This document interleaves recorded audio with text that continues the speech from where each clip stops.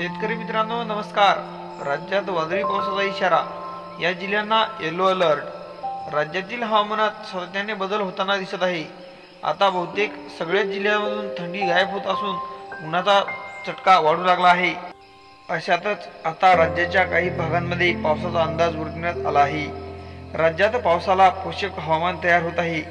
पूर्व विदर्भात 16 मार्च पासून 19 मार्च पर्यंत अवकाळी पावसाचा इशारा हवामान विभागाने तसेच पंजाबराव डकसाहेब यांनी दिला आहे।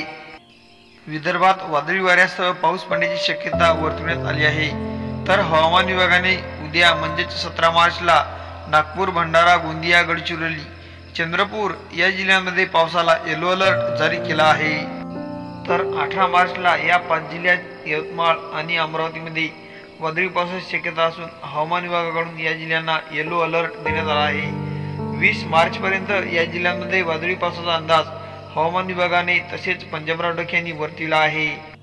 मित्रहो, आपला व्हिडिओ आवडला असेल तर आपल्या चॅनलला सबस्क्राईब करून समोर दिलेले बेल आयकॉन नक्की प्रेस करा। धन्यवाद।